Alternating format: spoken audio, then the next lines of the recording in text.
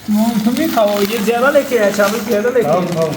বন্ধুরা আমার জন্য বিরিয়ানি নিয়ে এসেছে। যখন দুপুরবেলা আমরা নাস্তা করি তখনই কিন্তু আমরা রুটি খাই প্রতিনিয়ত। যেহেতু আজকে আমি খাবার নিয়ে আসি নাই, আমি আজকে বন্ধুকে বলি যে আজকে বন্ধু আমি খাবার নিয়ে আসি নাই, তো আজকে কি খাবো, তো কিছু খাবারের ব্যবস্থা করো। তখনই কিন্তু বন্ধু হোটেল থেকে বিরিয়ানি এবং কি তার সাথে রুটি সবজি সবকিছু কিন্তু একদম নিয়ে চলে এসেছে। বন্ধু বলছে যেটা তোমার ভালো লাগে সেটাই খাও, এখানে রুটি বিরিয়ানি সবকিছু কিন্তু আছে, সবকিছুই কিন্তু মিক্স করে খাও। এখানে যে দুজন দেখতে পাচ্ছেন, এখানে আমি মিলে কিন্তু তিনজন আছি। দুজন কিন্তু যে একই দেশের একদম কিন্তু নয়, একজন পাকিস্তানি, একজন বাংলাদেশি, আর আমি হচ্ছে ইন্ডিয়া। তিন দেশে তিনটা বন্ধুর সঙ্গে কথাবার্তা, ওঠা বসা, গল্প সবকিছু কিন্তু আমাদের মধ্যে হয় এবং কি এই জন্য অনেকটা ভালো লাগে। একটা ঘটনা কি জানেন, যে আমরা তিনজন আছি, তিনজনের ফেস কিন্তু আলাদা। যেখানে পাকিস্তানির ফেস একদমই আলাদা, পাকিস্তানির ফেস দেখলেই কিন্তু বোঝা যায় যে সে পাকিস্তানি। আর আমার যখন ফেস দেখে মানুষের, সবাই কিন্তু প্রায়জনই বলে বাংলাদেশি এবং কি ইন্ডিয়া। তো কেউ বুঝতে পারে না যে আমি কোন দেশের। আমাকে দেখার আগে